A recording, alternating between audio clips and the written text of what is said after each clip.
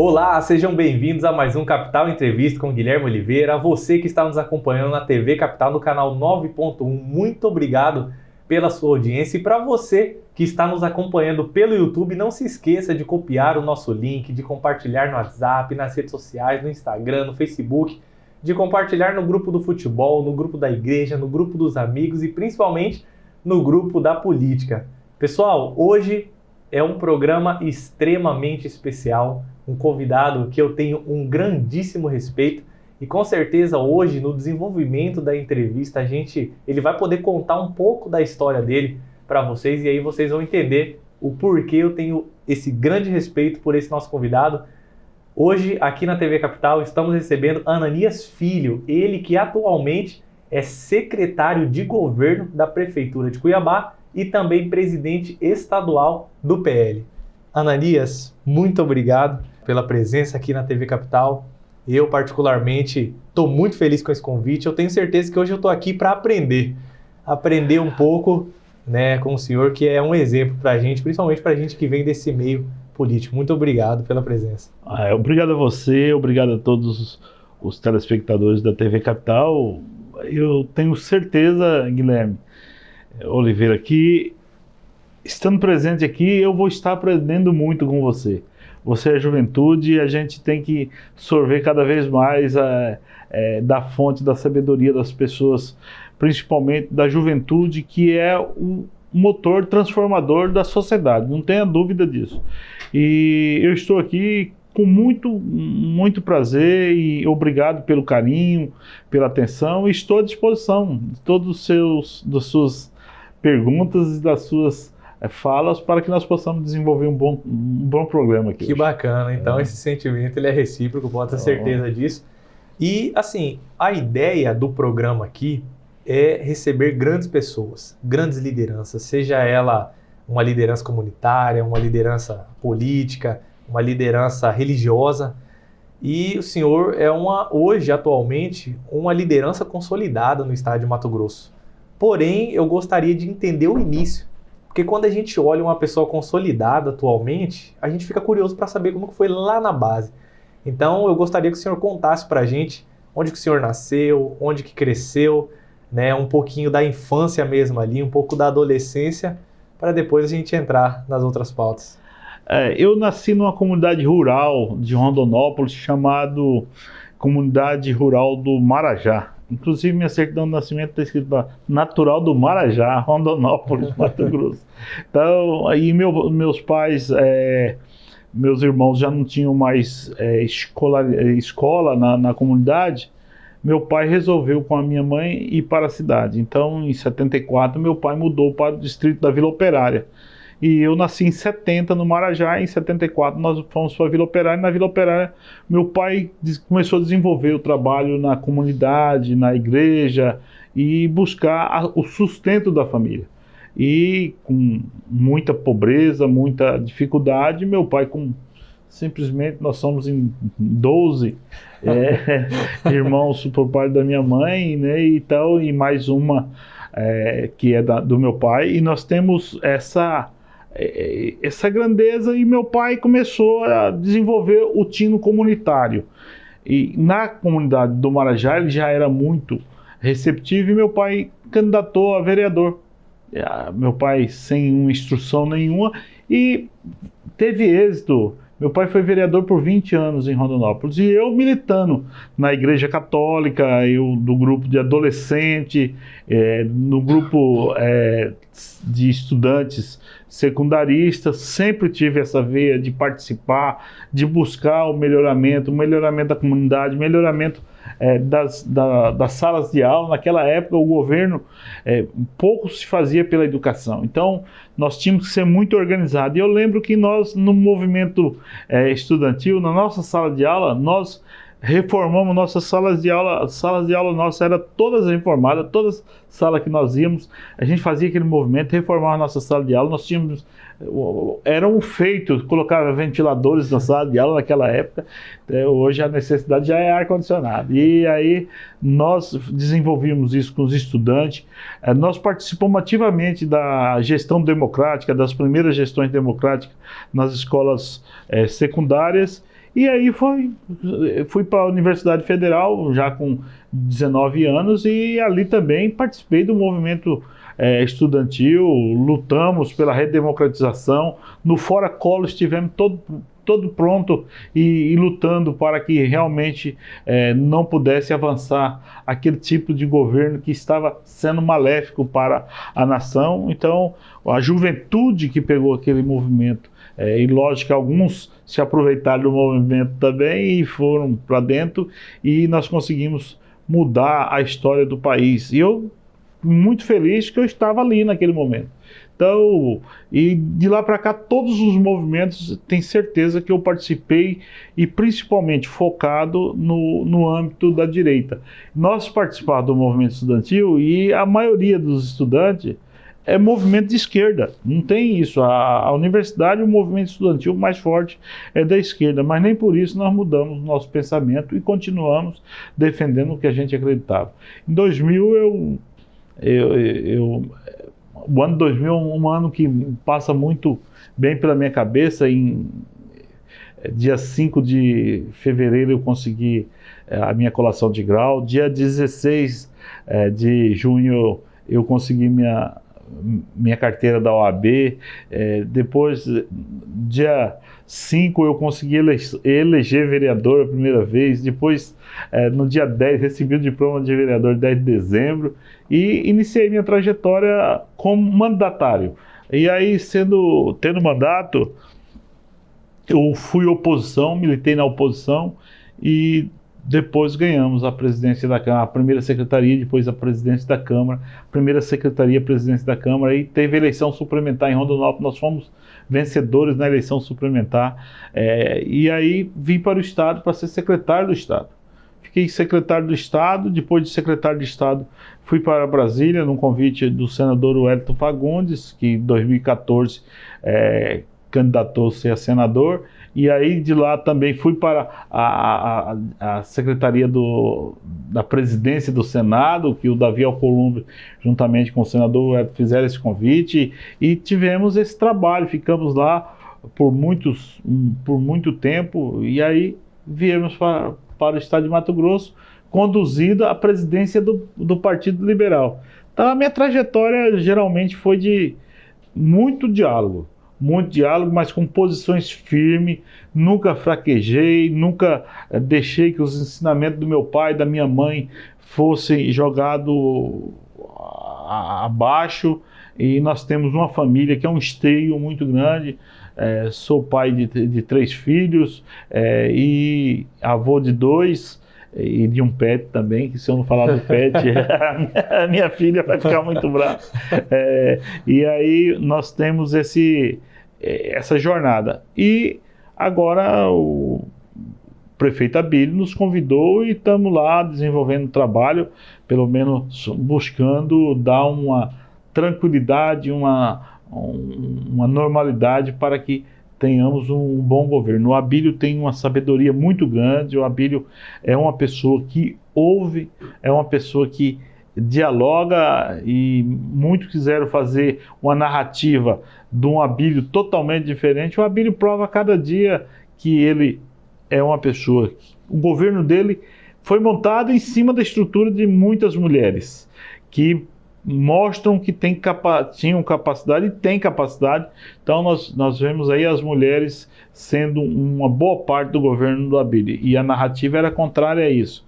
O Abílio se demonstra um diálogo aberto a todo momento. A Câmara Municipal, ele tem diálogo franco e participa na discussão dos projetos, para que realmente não possa ter nenhuma dúvida, e com muita transparência, muita tranquilidade. Então eu vejo hoje o Abílio um grande líder de Mato Grosso, e isso é minha vida. De presidente do partido, eu tenho uma coisa na minha vida, Guilherme: eu nunca tive outro partido. Eu me filiei no partido quando eu tive a capacidade eleitoral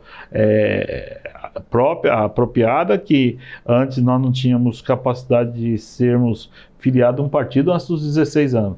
E com o advento da nova Constituição em 88, teve essa capacidade. Eu fui, me filiei no PL, mas antes ajudei a criar o PL com muita tranquilidade. Eu era assessor direto do meu pai e eu ia para a rua, fazia movimento de buscar assinatura. Era o mais cobrado. Era o mais cobrado. Aí, meu pai dava muito essa liberdade para que eu pudesse fazer essas tarefas e eu fazia, desempenhava. Que bacana. Essa é a minha vida, um pouco um resumo da minha vida. Resumida, né? Resumida. Coisa que é curiosa nisso tudo que o senhor falou, eu acho que a gente já vai poder falar mais sobre isso, que é a questão da juventude. Eu acho que quando a gente olha a juventude, poucos partidos de fato têm esse espaço. E quando eu olho a história do senhor, que de fato teve um pilar muito grande enquanto jovem, que participou de muita coisa, então o senhor, por ter vivido isso, sabe a importância da juventude, né? Sei que ela transforma. Sim, eu acho que esse é talvez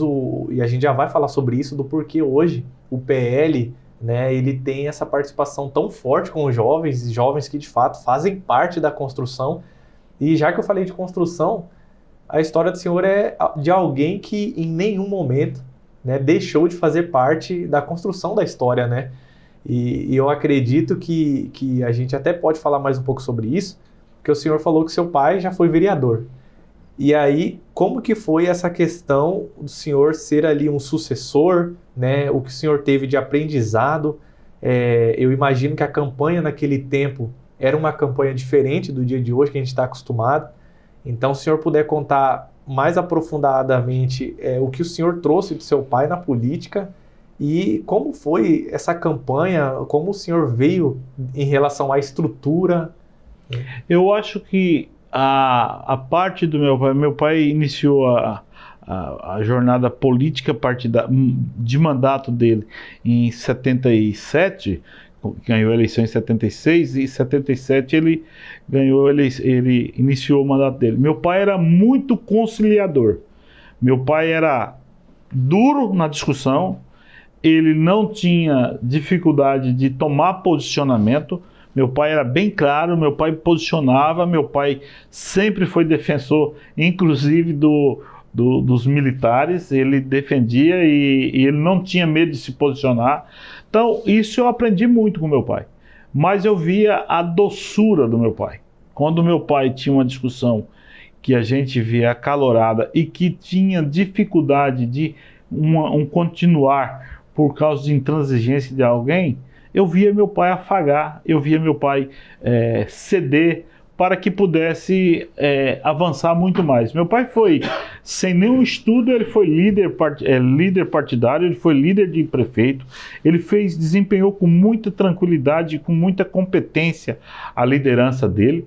Então, eu estava ali do lado dele, desde criança, assim, com 14 anos, naquela época era uma irresponsabilidade, mas com 14, 15 anos eu dirigia.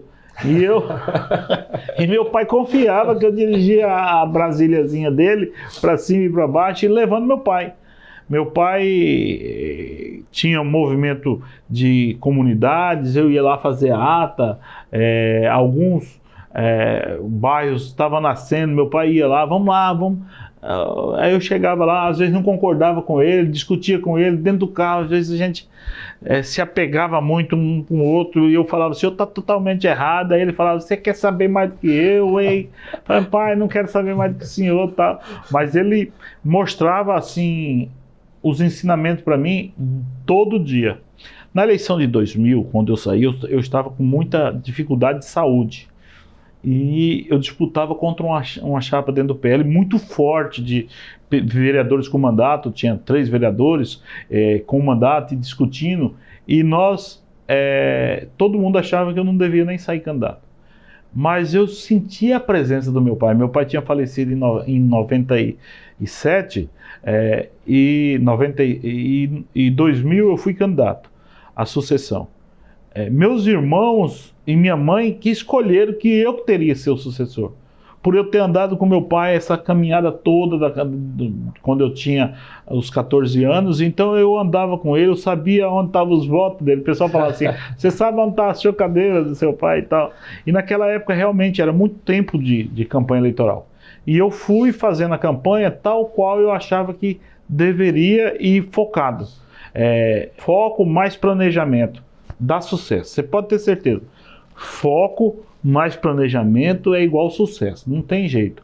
E aí o pessoal falava que eu era louco de estar disputando naquele momento uma chapa tão forte. E eu fui o primeiro colocado do meu partido.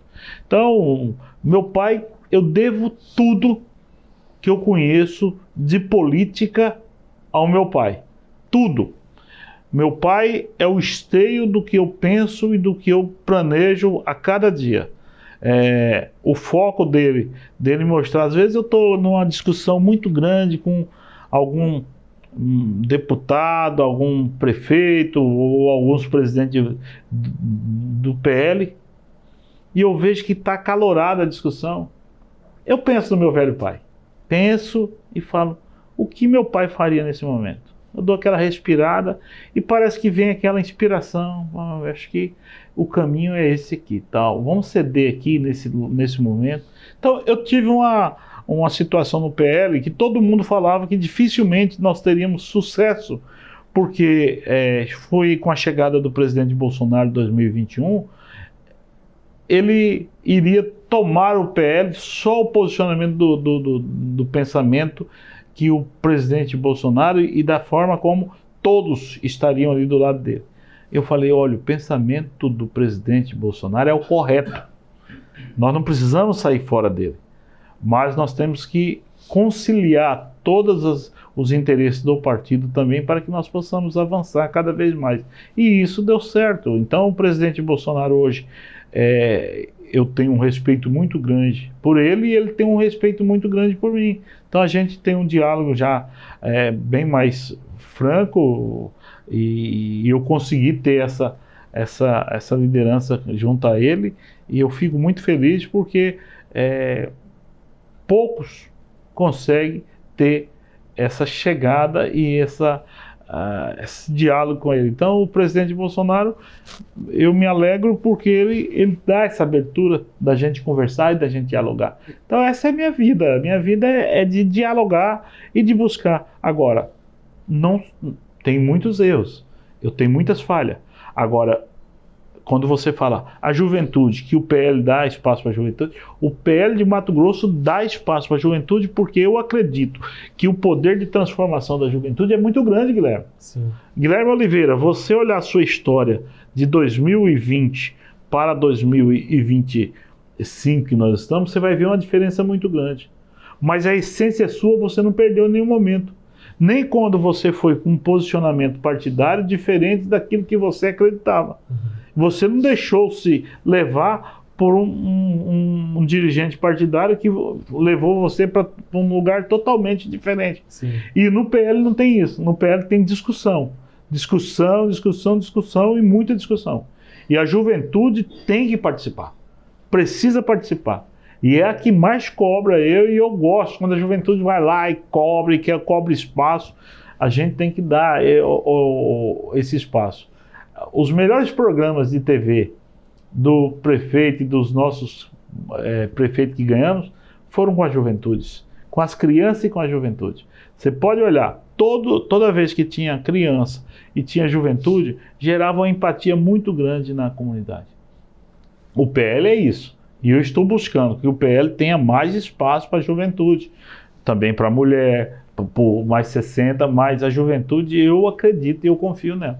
Entendeu? Por isso que nós produzimos programa e pedimos para que venha filiar, venha trazer, venha transformar o PL na casa da direita de verdade, porque nós não queremos o pensamento da esquerda, nós queremos o pensamento da direita. E você é responsável por isso, com a sua juventude. Que bacana, fico muito feliz com isso, porque enquanto cristão, eu baseio a minha vida totalmente em Cristo. E a Bíblia diz para nós que, na verdade, fala para os jovens, né? Jovens, sois fortes, né? Então, a Bíblia já fala que o jovem, ele carrega essa força. Eu acredito que o Senhor está sabendo aproveitar muito bem isso, a força da juventude. E um ponto que me chamou a atenção, o Senhor falando, algumas pessoas falaram, Ananias, você é louco de disputar a eleição. E no final das contas, os loucos são levantados mesmo, para confundir os sábios e ocupar os espaços, né? E a Bíblia fala, né?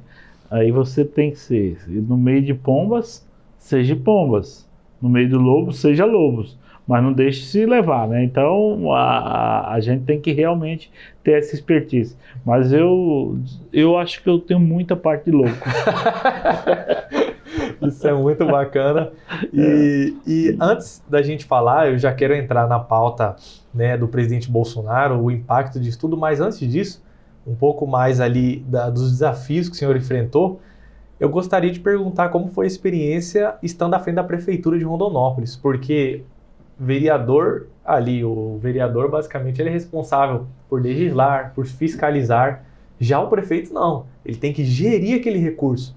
E eu gostaria de entender como o senhor recebeu o município de Rondonópolis, e eu falo isso porque a gente já pode, inclusive, posteriormente entrar no assunto Tarcísio. Às vezes você aí de casa está pensando, vamos falar do Tarcísio lá de São Paulo, né? Tarcísio, para você que de repente não está lembrando, é o nosso ministro do asfalto, né? Que hoje é governador do estado de São Paulo. E um ponto interessante é porque o presidente me mostrou no escritório dele um mapa, e aí uma obra me chamou a atenção, que é um túnel abaixo da região da Vila Mamed. Isso. E para quem bate o olho ali, é uma obra que está além do tempo, sabe? Pelo período que ela foi feita, se eu não me engano, 2012. 2012. É uma obra que, no caso, agora, eu falo isso aqui em Cuiabá, por exemplo, agora que a gente está começando a ver as trincheiras prontas, né, com aquela estrutura, né, na infraestrutura. E eu gostaria que o senhor falasse um pouco sobre isso, essa experiência, a pressão de ser prefeito, sobre as obras e com certeza sobre o Tarcísio também.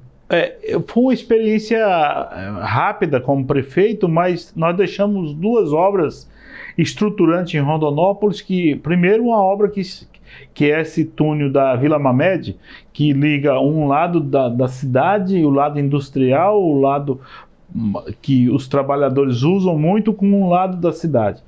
Ela era um contorno que ficava muito distante e o pessoal tinha que atravessar a BR.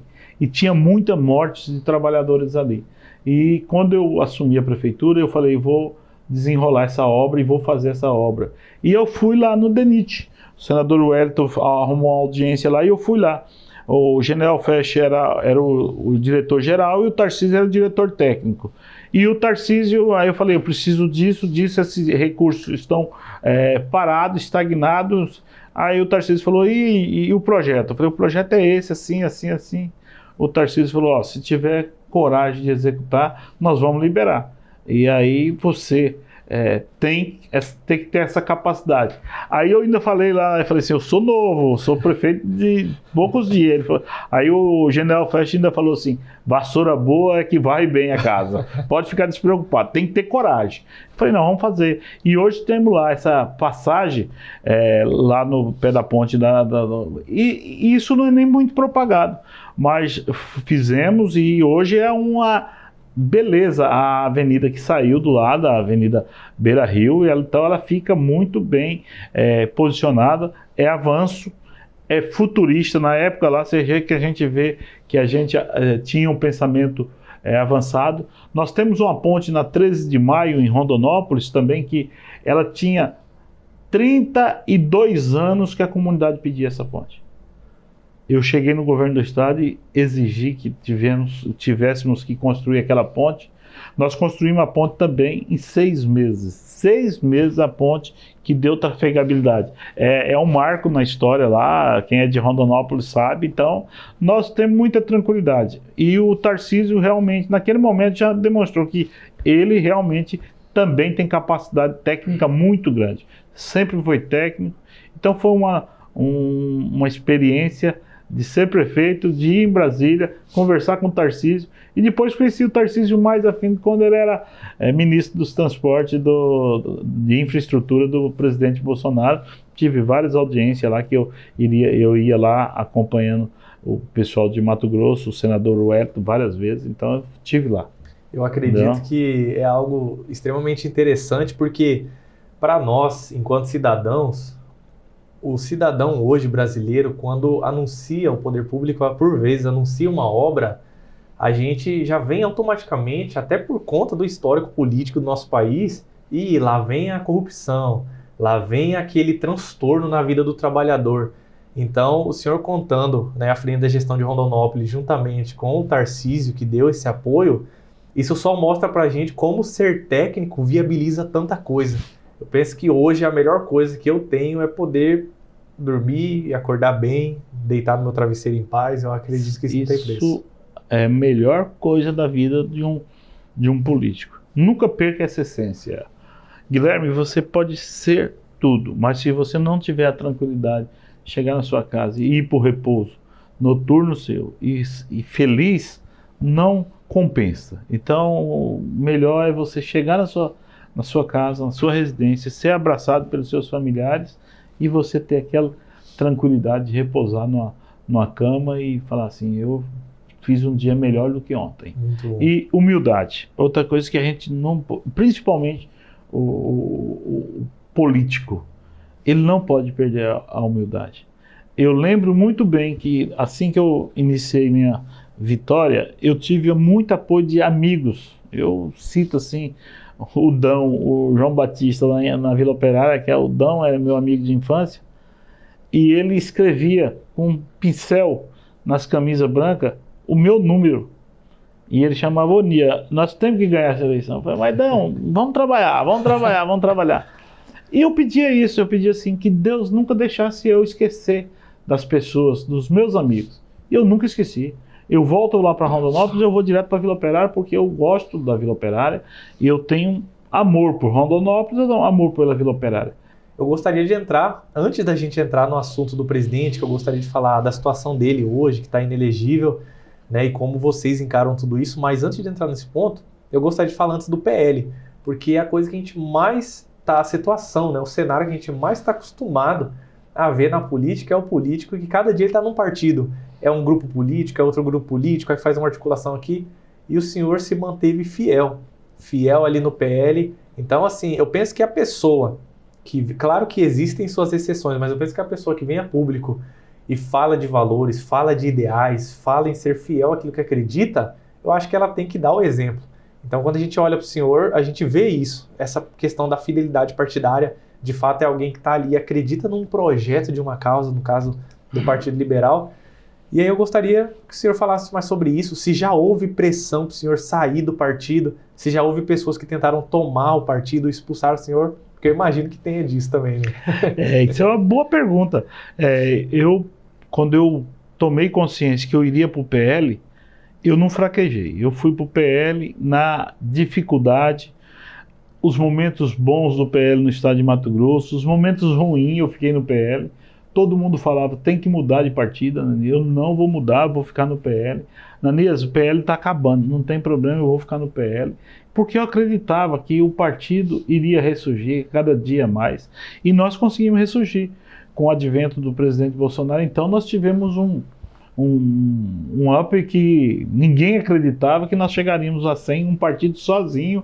Nós estamos vendo aí 2 partidos se juntando aí para tentar ser o primeiro, mas se juntando e está virando um verdadeiro emaranhado, vai virar arame farpado aquilo ali, entendeu?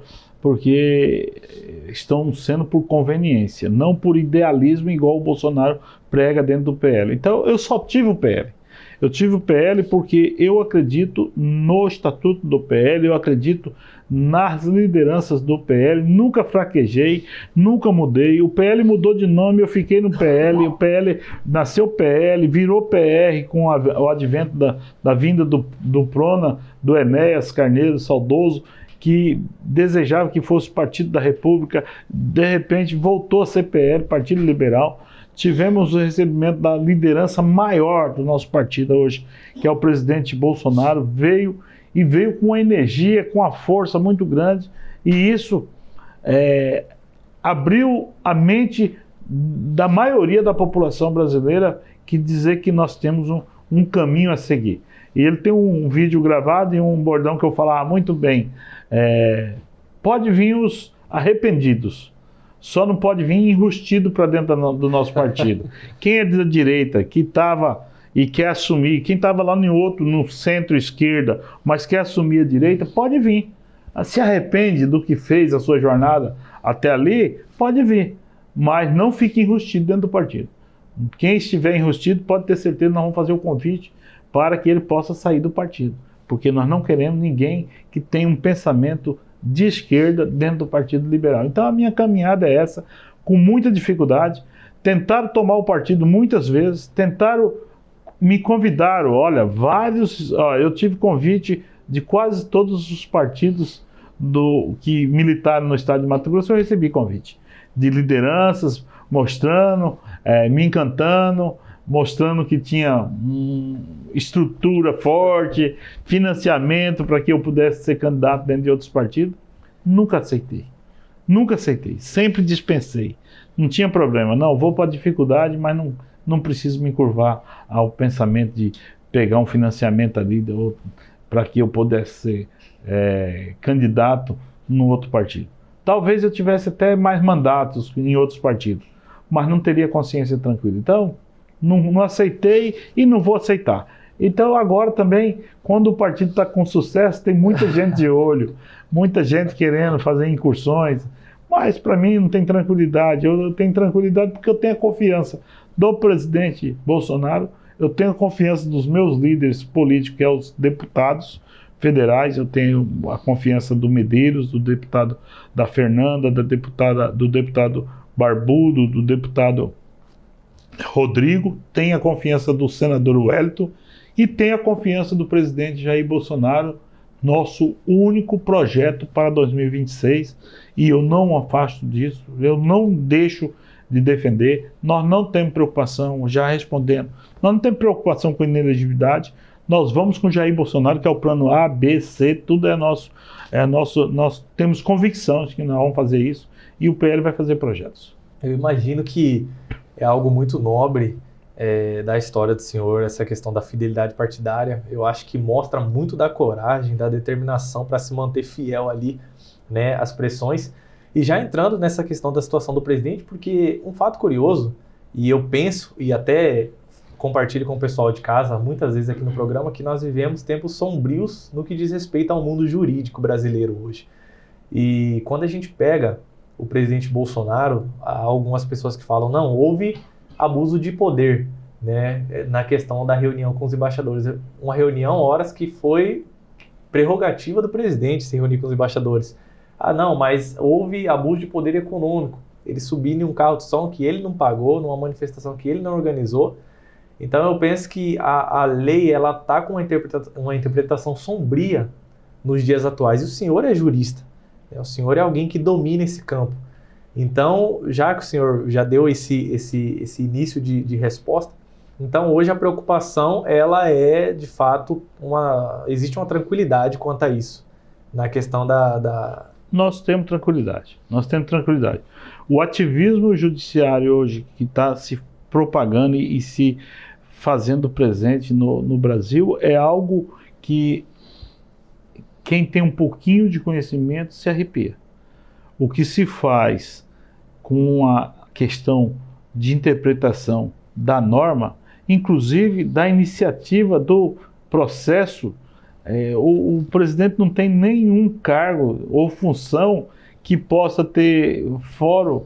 Estavam discutindo que isso não era prerrogativa do STF, pararam a discussão para que continuasse lá os processos dele. Isso é vexatório, é vergonhoso, e isso a história vai lá na frente mostrar o tanto que foram, de forma consciente e deliberada, buscar o impedimento de uma pessoa para ser candidata que tem o clamor popular. Olha, por que um homem que é tão...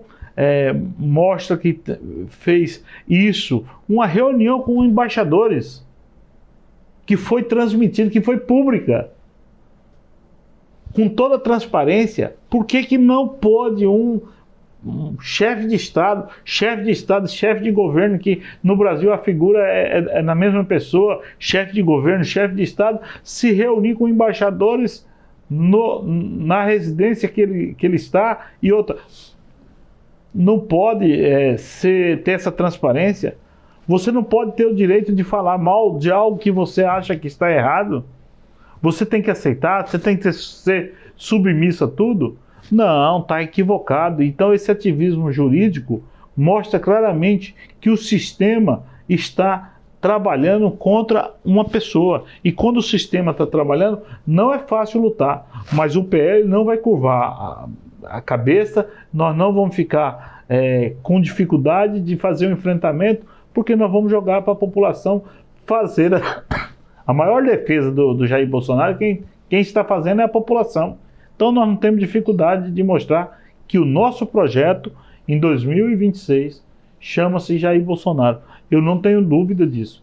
E o Jair Bolsonaro, quanto mais fazem contra ele, mais ele cria lideranças Brasil afora. Então, o pensamento que ele colocou, dividindo o Brasil não com ódio, mas dividindo em pensamento, que quem é de esquerda pode pensar da esquerda, tal, mas o pensamento correto, que nós achamos que é correto, é o da direita, que defende a liberdade econômica, defende a liberdade de propriedade, defende a família, defende a liberdade de expressão, é o que é o correto, que nós não precisamos ter a regulação, o Estado ser dono de tudo, o impositor da vontade popular, principalmente, o Estado ter a vontade de determinar os meios de produção. Isso não. Quem tem que regular é a livre mercado, é a livre iniciativa, é a liberdade de expressão. E isso o Jair Messias Bolsonaro ele foi muito enfático em 2018, quando ele separou. Olha, quem pensa com a liberdade, com a livre iniciativa, com a família, com a liberdade de expressão, venha para esse lado, da direita. Quem não pensa, pode ficar do outro lado, não tem problema. E nós vamos para o embate. O embate de conversa, de diálogo e de falas. E o próprio governo dele foi isso. Foi uma desoneração de Brasília, tirando cada vez mais o recurso de lá, mandando para os estados, mandando para o município.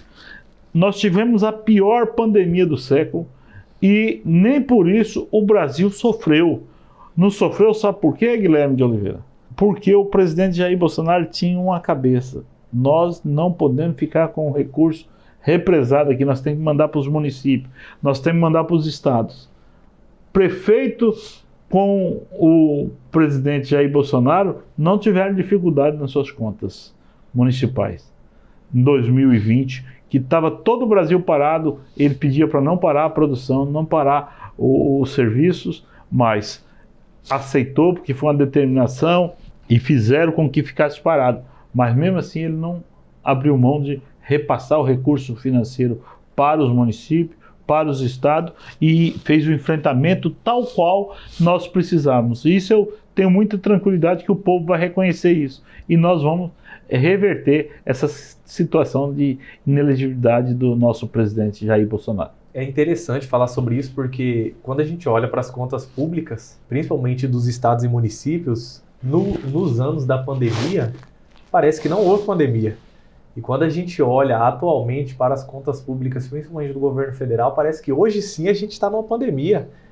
É quase que impossível você olhar as contas públicas e a forma que o dinheiro público vem sendo gerido e você, às vezes, se você não é daqui, se você é de um outro planeta, vamos ilustrar dessa forma, você pensaria, olha, deve estar acontecendo alguma coisa, não é possível. Você pega as empresas públicas no período de Jair Bolsonaro, o quanto foi de distribuição de dividendos e o quanto está sendo agora.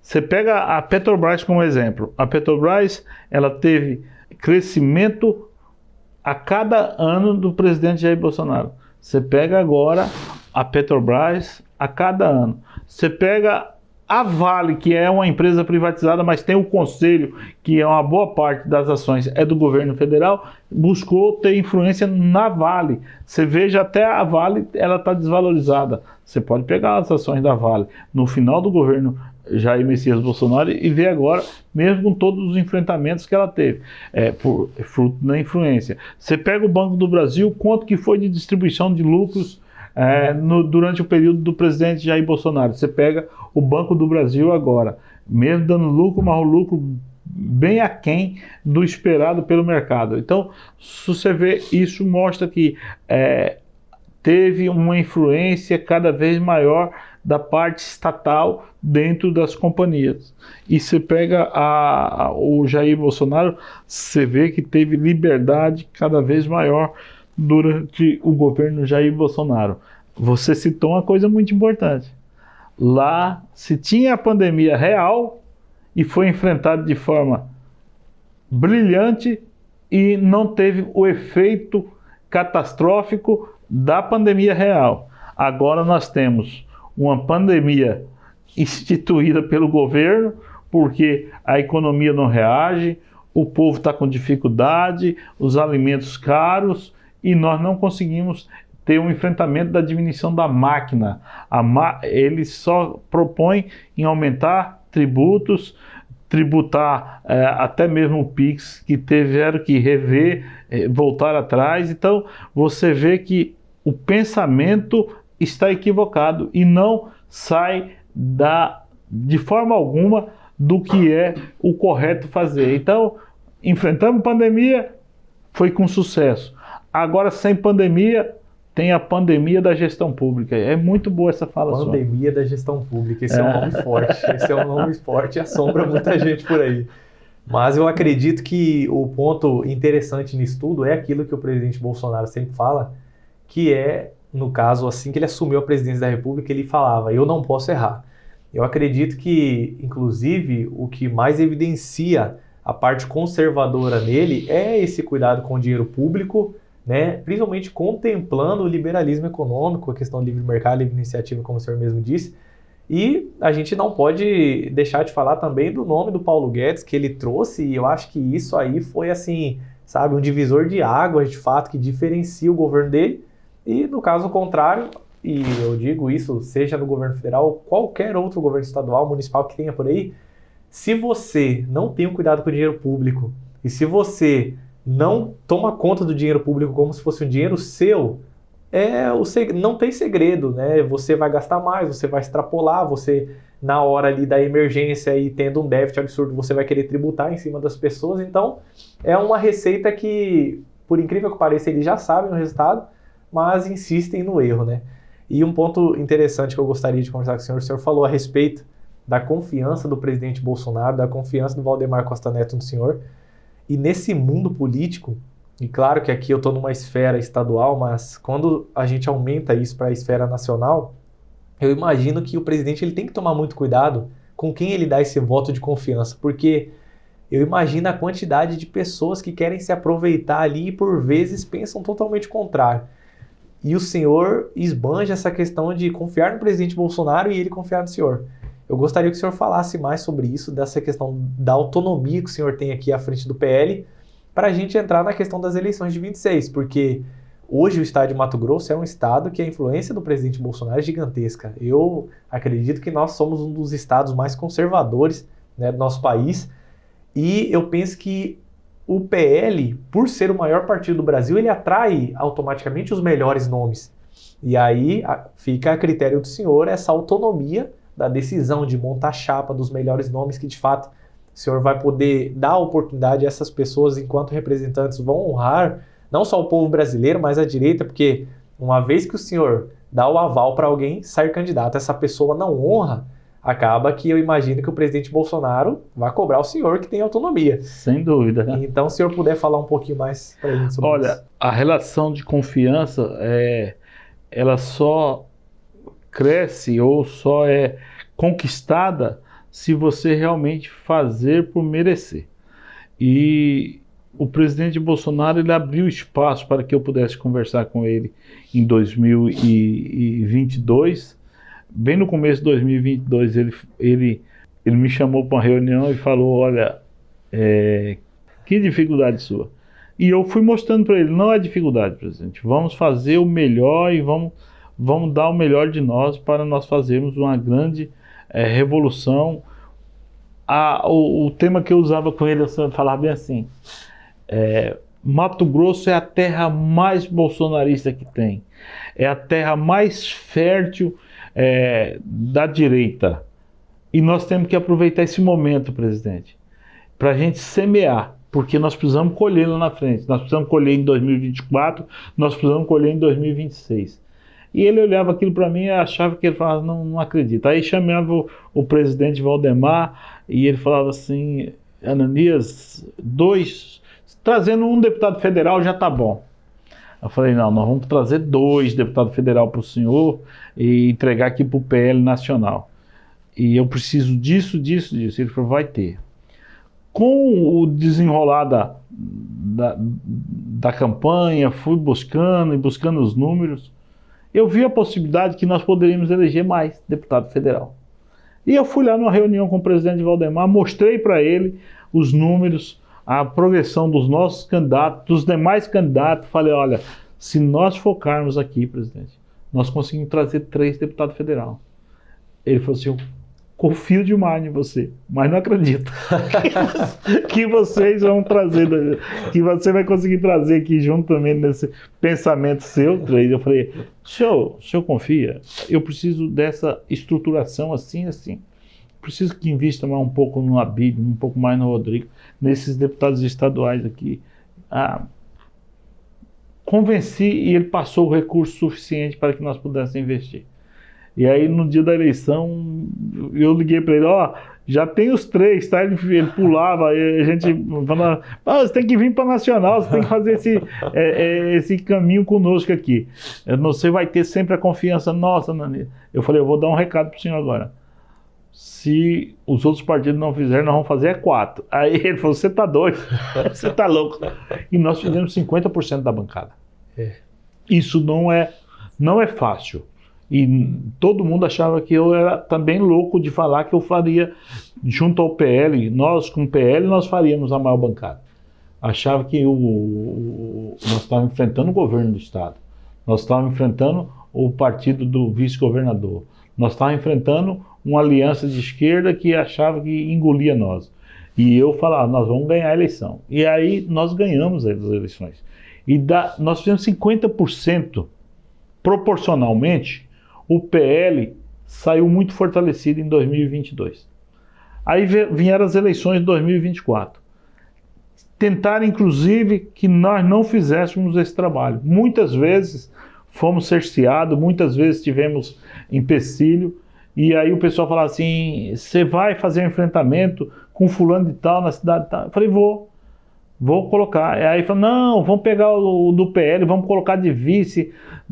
Eu falei, moço, para que eu vou colocar de vice? Eu nunca vi foto de vice na parede. Não, vai ser candidato a prefeito. Não, você está errado. Tive resistência dentro do partido de algumas pessoas.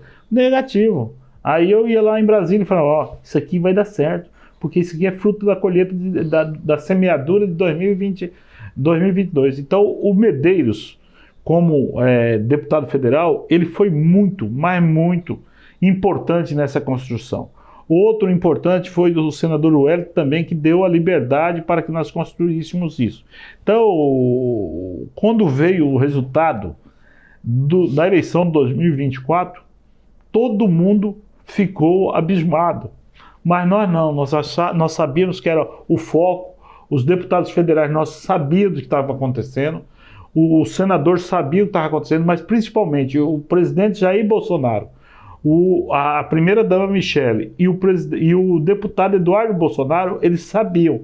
E o presidente Valdemar acreditou que realmente aquele planejamento poderia dar resultado. Nós simplesmente, Guilherme Oliveira, nós somos o melhor resultado eleitoral municipal do Brasil. O estado de Mato Grosso é o melhor resultado eleitoral do Brasil proporcionalmente. Nós temos 47% do voto dos eleitores mato-grossenses que estão sob a administração do PL. Nós saímos de 92 vereadores para 206 vereadores. Nós tivemos a conquista dos maiores municípios, dos 7 maiores municípios, nós temos os 5 maiores municípios sob a administração do PL.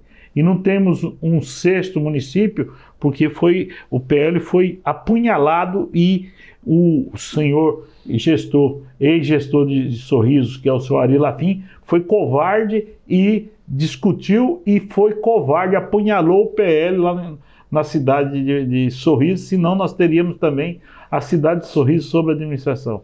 Então nós não tínhamos aqui o governador, nós não tínhamos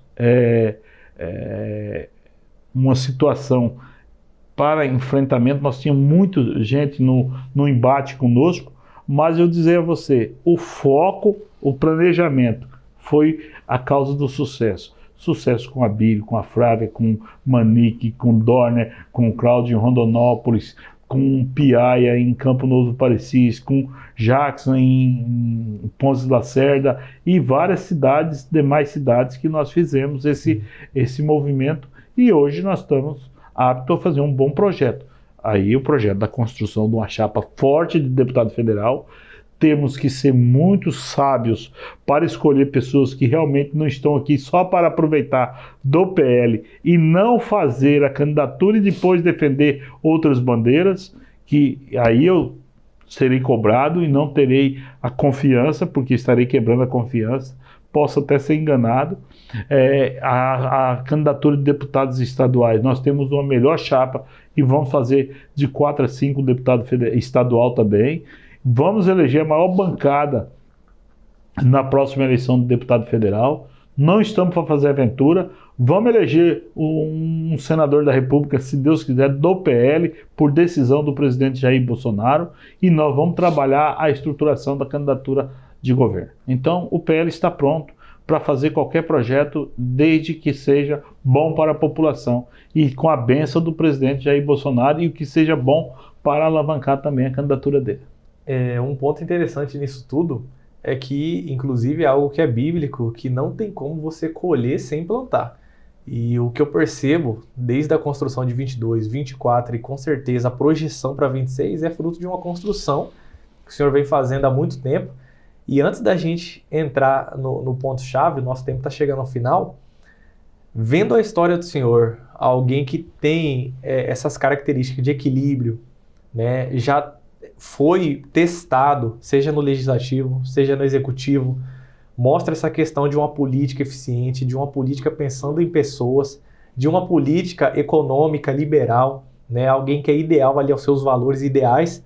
E hoje mesmo, inclusive no dia dessa entrevista, a gente estava saindo aqui no prédio, no escritório, e o pessoal, você não era o prefeito de Rondonópolis?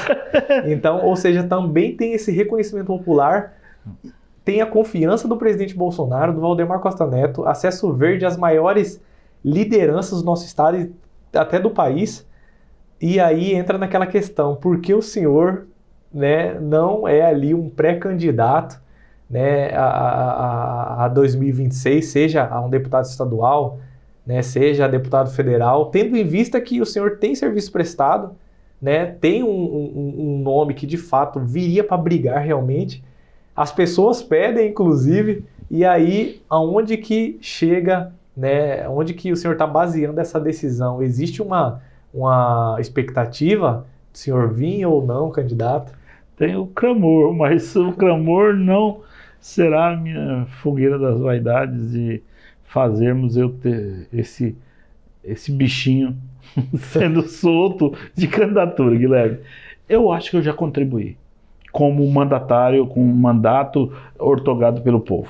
Eu acho que eu já, sinceramente, eu acho que eu já contribuí. Eu falo que eu tenho mais uma eleição para fazer como presidente do PL e depois descansar. E eu não tenho nenhum porquê de ter dificuldade de falar que eu vou resistir, mesmo o presidente Bolsonaro, mesmo o Eduardo Bolsonaro, mesmo muitos nas ruas, e eu agradeço, eu fico envaidecido, mas eu não vou ter a vaidade de fazer um projeto, porque realmente eu não quero colocar em dificuldade minha vida mais, porque se eu for fazer um mandato, se eu tiver que ter uma campanha, eu vou ter que ter uma campanha com muita dedicação, aí eu não vou ter tempo para fazer o que eu estou planejando para o partido como um todo. E se eu tiver êxito numa eleição, eu não quero fazer meia boca, eu quero fazer 100%. E hoje eu tenho mais outras prioridades na minha vida. Eu sei que hoje eu teria essas portas abertas com as lideranças, eu teria as portas abertas com o povo, eu vejo a acolhida, isso para mim já é muito bom, e eu vou estar pronto no propósito de só ser coordenador de campanha. De certa forma, eu até lamento, né? Porque nasci muito tempo depois, mas eu acredito que o senhor, eu imagino a guerra que enfrenta, dividido, né? Sabendo que... Dividido não, já tem um posicionamento, mas sabendo que existe o outro lado que pede, que conta com o senhor nisso, gostaria de ter o senhor à disposição ali como um representante. E é até curioso, porque quando o senhor vem e dá um posicionamento desse, hoje o que a gente mais vê no campo político é a vaidade.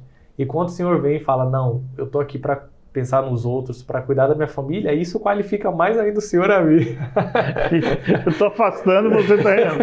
Então eu vou voltar para você. Guilherme, eu quero é você, no futuro, representando esse povo. Olha só, eu creio que o Senhor Jesus, ele vem levantando realmente homens e mulheres no nosso país, né? E eu falo para o pessoal de casa, e volto a dizer várias vezes no programa, porque é uma ideia que é real, porque a política, ela não tem um espaço vazio. Não. A política, ela é um espaço a ser preenchido constantemente. Constantemente. E se não for um de nós lá, pessoas de valores, pessoas de caráter, pessoas que prezam pelo liberalismo, pessoas que de fato carregam os seus valores, que têm os seus valores e ideais de forma inegociáveis, eu penso que se não for um de nós lá, será outro. Por vezes, alguém que defende aí, né, ideologias perversas, ideologias que assombram as crianças, defendem a legalização das drogas e por aí vai. Então eu fico muito feliz com isso, né? Eu imagino que devido à nossa entrevista, pessoal, deu para contar um pouquinho da história do senhor resumidamente. Alguém que depois dessa entrevista eu tenho ainda mais o respeito, e o senhor falando algo nesse sentido, eu sou alguém que percebo que estou no caminho certo. Receba. Receba.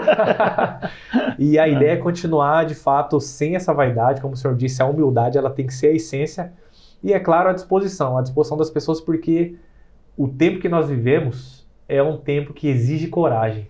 Hoje, você levantar uma bandeira do Brasil, você segurar uma Bíblia, você defender a sua família, defender os valores, é colocar um alvo na sua cabeça. Então, eu penso que os dias de hoje exigem mais ainda da gente, e coragem a gente tem, né, presidente? Então... Coragem temos. E nós vamos ser vencedores. Amém. Pode ter certeza. Amém. O bem sempre vence o mal. Amém. Eu creio nisso. A gente chegou no final e eu gostaria de mais uma vez agradecer a presença do senhor aqui. É um projeto novo aqui na TV Capital, nosso programa, e eu creio que a participação do senhor mostra também que neste projeto nós estamos no caminho certo, né? E eu espero o senhor também outras vezes aqui, porque eu tenho certeza que ainda tem muito mais coisas para a gente falar, principalmente, né, se aproximando das eleições do ano que vem. Mas eu deixo o espaço para o senhor mandar o último recado pro pessoal de casa, né? Ficar à vontade para falar o que o senhor, né, estiver sentindo no coração. Ô Guilherme, eu quero agradecer a esse espaço, dizer que a política é um meio de nós fazermos o bem, fazermos com que realmente defendemos as convicções que nós temos no nosso coração. Eu estou muito tranquilo e dizer para você, você está no caminho correto, principalmente de levar informação de um lado que muitas vezes nem espaço tinha para fazer isso na massa. E você, Guilherme, para todo o Mato Grosso, eu quero desejar aqui uma feliz caminhada e dizer que eu estou pronto para estar junto com vocês, junto com você principalmente, e gostaria muito que você viesse nessa construção, e se eu estiver errando, Guilherme, me corrija, porque eu preciso de gente como você, que tem Deus no coração, que tem a família no coração, para buscar o caminho que eu devo seguir.